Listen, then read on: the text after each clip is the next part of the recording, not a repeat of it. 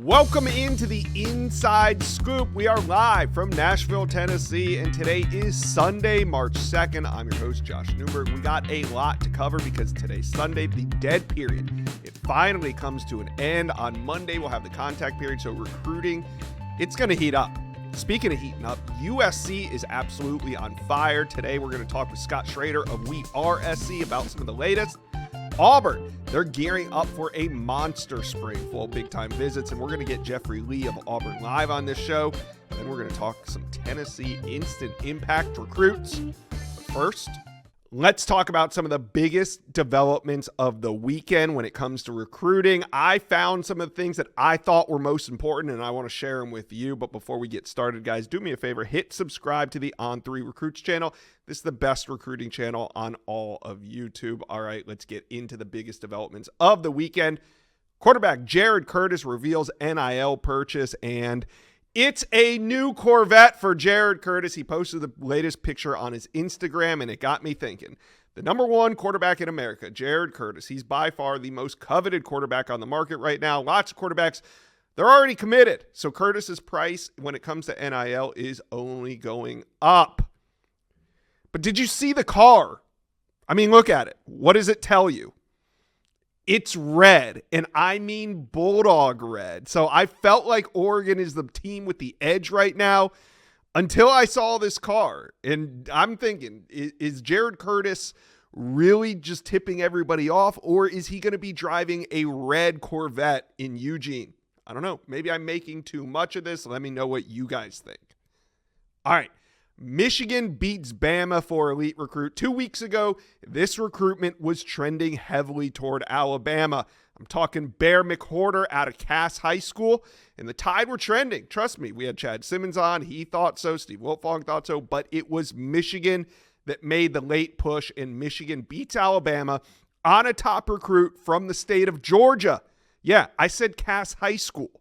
That's in Cartersville, Georgia. You might be thinking Cass Tech, where Michigan always lands the top players at Cass Tech. That's in Detroit, Michigan. But no, Michigan wins a big recruiting battle deep in the heart of the South.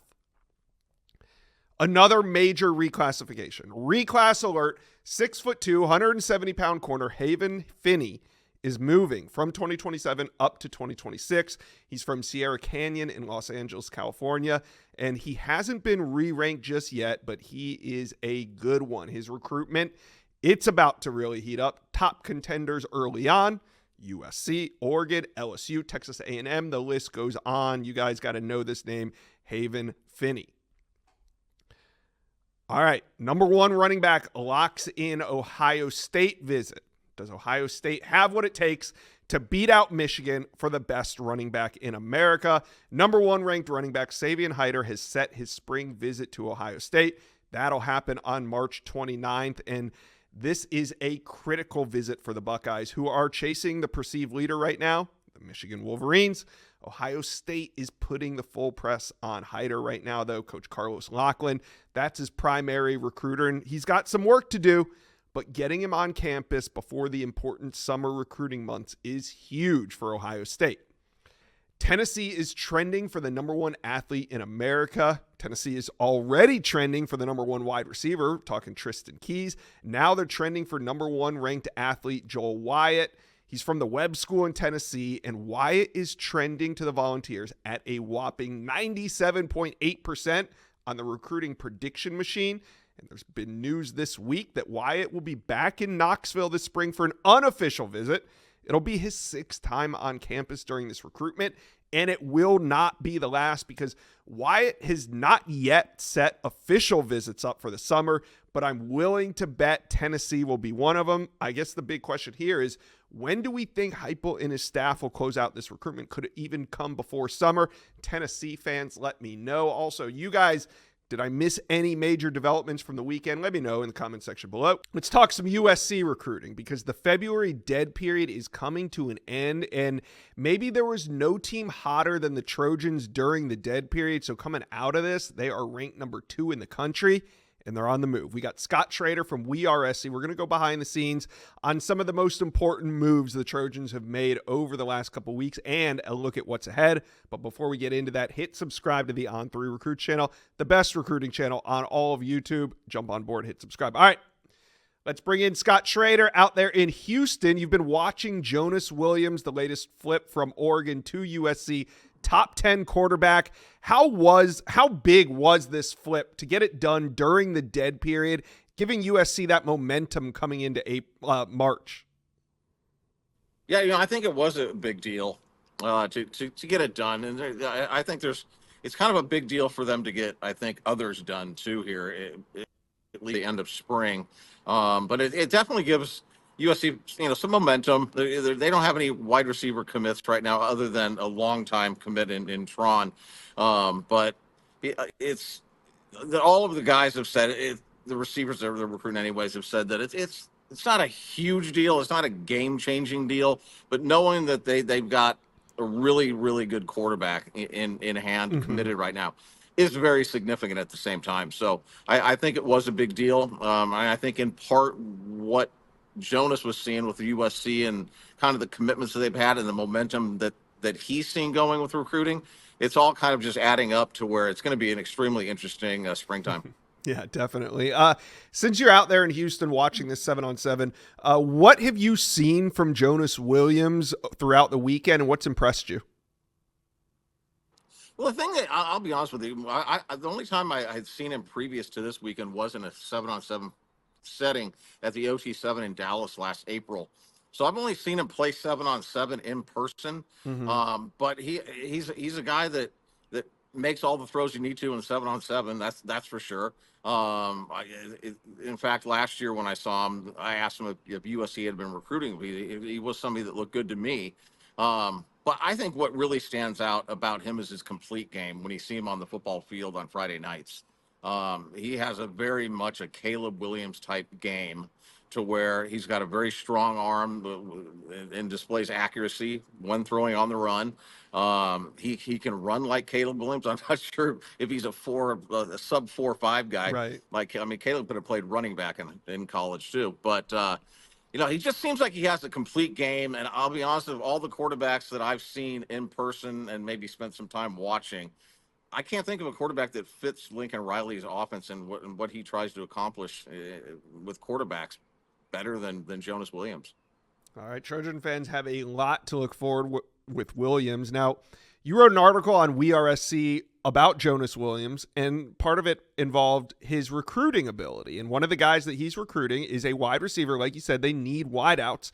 So we're talking Booby Feaster. He mentioned him in that article. Where do you feel USC stands right now with Feaster, who is from DeSoto, Texas?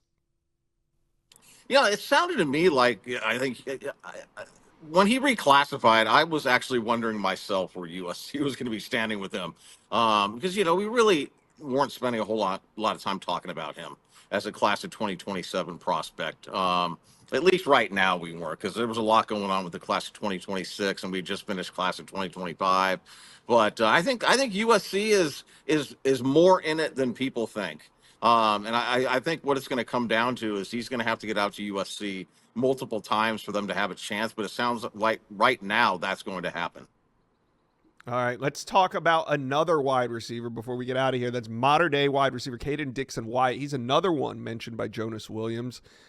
He has trips to Texas. He has trips to Oregon. But where is USC, and can they keep him home?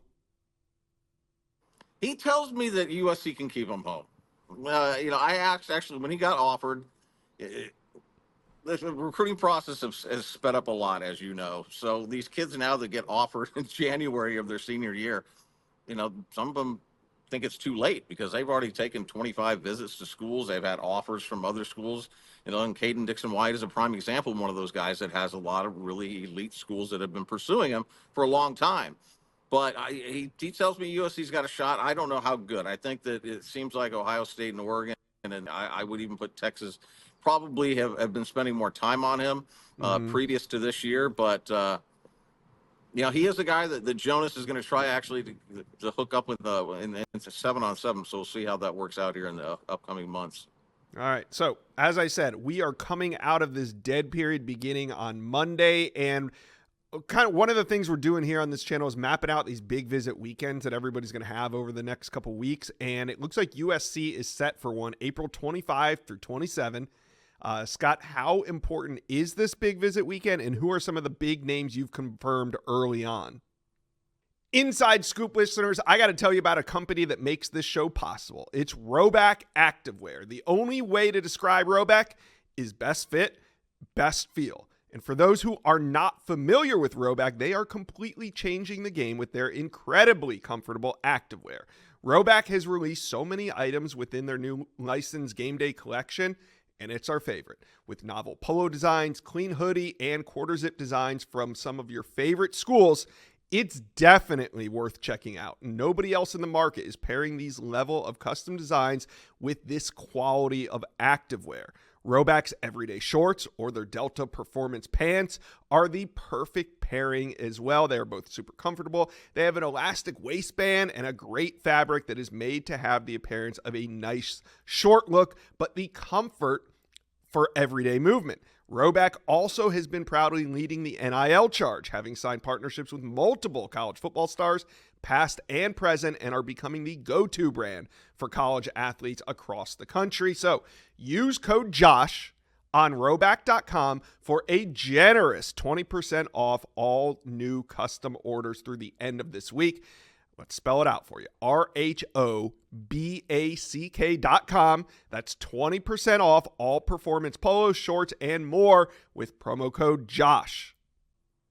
Well, it's a big visit in the sense to where there's going to be some guys that have never visited USC previous to now. It's going to be an unofficial visit weekend, and it's going to coincide with USC's final spring practice as well. There'll be a spring game this year, April 26th. Will be their final practice. So they're going to try and coordinate a recruiting weekend with the end of spring practices. So I think it's a big deal. Some of the guys that are coming are committed, in Xavier Griffin and Jones, but you've got Kerry Adams from Baltimore area. You've got Nolan Wilson. I got to look at my list right now because I just don't know where everybody's from. There's a lot of guys at USC's been added to the visit list that is quite impressive, to be honest with you. Nolan from Mississippi, Titan Davis from DeSmet High St. Louis, Missouri. You've got Kelvin Obote, top player in Idaho, Mikhail Blade, an edge from Illinois. So he'll be probably flying Jones. Tyreek Green, one of the top players in Georgia. He's a two-way player. You know, he's a guy that could probably be a four-star prospect as a running back or a safety. Jordan Thomas and Vlad Diakonov. I think I'm saying that right. I'm sorry, Vlad, if I'm not. But they've got, right now the list is like 12 guys. And a few of the guys are going to be taking official. They already have official visits set as well, like Nolan Wilson. Right. So that, by the time he takes his third official visit, his third visit, it'll be, that's usually enough visits to where you guys are getting a pretty darn good look. So I think that some of these guys may seem like long shots right now, but it's their first visit. So it's going to be a really interesting start to the evaluation period at the least. Yeah, and like you said, USC, one of the hottest teams on the trail right now, sitting at number 2 in the rankings, could be number 1 coming out of spring. USC fans, talk to Scott and I. How are you feeling about recruiting right now, and what do you think the Trojans need to accomplish this spring? Let us know. Comment section below. Let's talk some Auburn recruiting, because on Sunday, the dead period comes to an end. We open back up to the contact period on Monday. And Auburn is going to have some big name visitors on campus over the next 5 to 6 weeks. That's why today's video, I want to know who are the most important recruits visiting Auburn this spring. I got Jeffrey Lee from Auburn Live here. We're going to break it all down. But first, you guys do me a favor. Auburn fans, hit subscribe to the On3 Recruits channel. We're trying to grow this thing. We need you to be a part of it. All right. Let's bring on my most important visitor to the show, Jeffrey Lee from Auburn Live. Jeff, we're talking most important visits, and we're going to start with a pair of top linebacker prospects. Jaquez Wilkes, he's from Wadley, Alabama. I know listed as an edge, but Auburn recruiting him as a middle linebacker. And Anthony Davis at Grayson High School in Georgia. Tell me about these two and why they're so important. Well, I think Auburn could use some momentum going into the spring. Auburn could use some momentum, could use some commitments. And I feel like for Anthony Davis, Auburn is maybe even the team to beat for him. No, I don't know where he stands on Auburn's board. He could be number one for all I know. I know Auburn is recruiting him. Kenyatta Watson has a great relationship with him. DJ Durkin has been on him. So he is an important recruit. Getting him back on campus, in my mind, Anthony Davis is kind of a momentum guy. If you want to get some momentum going, if you want to get a commitment on board, he would be one to certainly get in as many times as possible. As for Jacquez Wilkes, you've got a guy here, a local guy. He's within an hour of Auburn, small school up the road at Wadley High School. He wasn't able to come to Auburn's big junior day in January. So getting him campus, because right now it seems like Tennessee, Texas A&M might have some momentum with him. So I think, and he's very high on Auburn's board. We have confirmed that Auburn's very high on this guy. So I think getting him back on campus, getting back up on his list a little bit, will be big for Auburn for this spring. Yeah, momentum's something every team in America is going to want coming out of this dead period. And because we didn't see a whole lot of commitments in the month of February, but I guarantee we're going to see a whole lot more in March and April. All right, moving on to the next one. Defensive lineman Aiden Harris. He's the number 2 ranked defensive lineman in America from North Carolina. What's Auburn doing in this recruitment?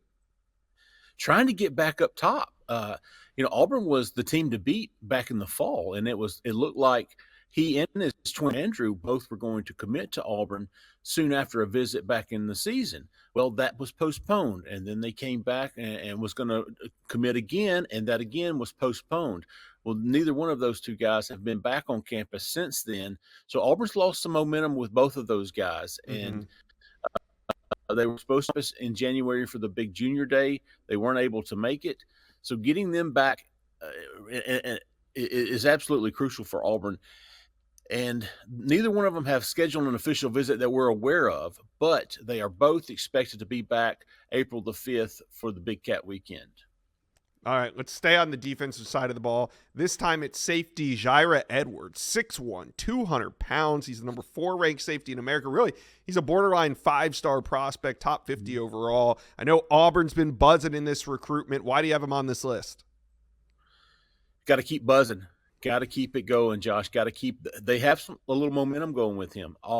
With that St. Francis Academy connection, he was here for that junior day in January. He's scheduled an official visit for May 16th. If you can get him back, and right now he's tentatively scheduled to be April the 5th. So I think anytime you can get a guy who's, out-of-state kid from Maryland, get him back on campus as much as you can is absolutely vital. Georgia's making some noise with his recruitment. Oregon's making some noise with his recruitment. He's not opposed to leaving town. His teammate Zion Ely is committed to Maryland. I know Maryland is going to do all that they can to keep all these guys home, but Auburn got to keep plugging away with him. Getting him back on campus as many times as possible is going to be big for Auburn. Trying to get him away from Georgia, Oregon, Maryland. All right, let's flip to the offensive side of the ball. Going into the state of Georgia is what Auburn does. So offensive lineman Wilson Zaire, he comes in at 6'6", 280 pounds. Is he going to be on campus this spring? Yes, he is. He is expected to be on campus for Big Cat in April the 5th. I think he has exploded in the recruiting world. He's kind of an unranked guy by most networks, if not all. But Auburn is very high on this kid. His older brother, Killian, played for Auburn a couple of years ago, so there's a connection there. And Auburn's very high on this guy. He's added a bunch of offers in the past 2 weeks, so he's the guy who's kind of blowing up, if you will, in the recruiting world. I think this is a momentum guy for Auburn. I think Auburn has a leg up on some of these other programs, having his brother pushing Auburn with him. So I think he's a momentum guy. Anytime Auburn can get an offensive tackle committed, it's a big deal, especially for its fans, especially for our members. So I think he's a momentum guy. Get him on campus, lock him up as soon as possible, and go from there. All right, and the last name on the list is a big one. The number 3 overall prospect in America, number 1 wide receiver Tristan Keys. And I think I know why he's on this list. I think Auburn has some ground to make up on Tennessee in this recruitment. Completely agree. Completely agree. Tennessee, even Alabama's in that mix, but Yeah. Auburn, he's obviously a top wide receiver. Two of Auburn's top wide receivers on the board, I would imagine, are Tristan Keys and Jace Matthews, both of those guys from Mississippi. And both of those guys kind of have some ground to make up, but more so with Tristan Keys. I think Auburn got in earlier with Jace Matthews when he was a nobody, according to the rankings. He was just a low 3-star, but Auburn loved that kid. And now he's a future potential 5-star on On3. I think he's the number 3 wide receiver according to On3. Auburn certainly loves that kid. Tristan Keys have some ground to make up with Tristan Keys. So I think getting him back on campus as soon as possible and as many times as possible is going to be key for Auburn in his recruitment. All right, Auburn fans, talk to Jeffrey Lee and I. We gave you 5 or 6 top names coming into the Plains this spring. How many do you think Auburn lands? Let us know. Comment section below. Let's talk a little Tennessee recruiting as Josh Heupel and the Volunteers, they're trying to reach that next level. And with this class that they signed in 2025, they just might get there. Top 10 class. We got Cody Belair on this video. We're going to talk about who could be some of the impact players that Tennessee signed in 2025. But first, Tennessee fans, do me a favor, hit subscribe to the On3 Recruit channel. We're growing this thing. We want Tennessee fans to be a part of it. All right. Let's bring in Cody Blair, national scout here at On3. Cody, who do you see as a contributor on the offensive side of the ball for Tennessee early in his career coming out of this 2025 class? Yeah, Josh, this is a Tennessee receiver room that's going to look completely different going from this past season to 2025, because not only do they have 2 receivers moving on to the NFL in Brew McCoy and Dante Thornton, but they have had 5 other receivers decide to look for greener pastures in the transfer portal during the winter window. So to say that a guy like On3 top 100 receiver Travis Smith has every opportunity to become a starter this season is an understatement. I mean, the kid's 6'3 plus, 205 pounds, that has all the physical and athletic tools that you look for from a true X receiver at the next level, and he's a menace after the catch. His ability at the catch point is so damn good as well, but it's his smooth route running and ability to separate from defenders at his size that makes him a special talent, in our opinion. This is a guy that I truly believe has a chance to walk in and compete for a starting role next year, and I think Tennessee fans will be hearing his name over the loudspeakers in Neyland sooner than later. Yeah, a lot of production departing that offensive room at Tennessee. How about on the defensive side of the ball? Who's playing early there? Yeah, for me, Josh, this is On3 5-star Isaiah Campbell. You know, James Pierce is heading to the NFL, and obviously if you're a Tennessee fan, you lose one of the most feared pass rushers in college football over the last couple of years, but you don't necessarily have to replace his production with just one person. And I think that's where a player like Isaiah Campbell can come in and make an impact early on in his career as a rotational piece along this defensive front from the moment he arrives on campus. This is a guy that's 6'3", 275 pounds with excellent length, who can win with speed and power. And he collected 24 tackles for loss and 12 sacks as a senior this past season. He's someone that's truly a 3-down defender along the defensive front that I think at a minimum will contribute next year as a situational rusher for this Tennessee defense. Yeah, and we were lucky enough to host that commitment right here at the On3 Recruit channel. It was a big one. All right, Cody, not everybody can walk into Tennessee and start from day one. So who's a player from this top 10 ranked 2025 class that you think, hey, we might not see him as a freshman, but he's going to have a great career in Knoxville? Yeah, I think the obvious choice here is a guy like David Sanders, you know, the 5-star plus offensive tackle. But I think Tennessee fans are coming into this knowing that he's probably the top choice for this category. So I want to throw a name out there that I wouldn't necessarily call a sleeper, but it's someone that I think has a chance to become a genuine dude for this Tennessee offense in the future. And that's On3 industry top 50 tight end Desan Brame.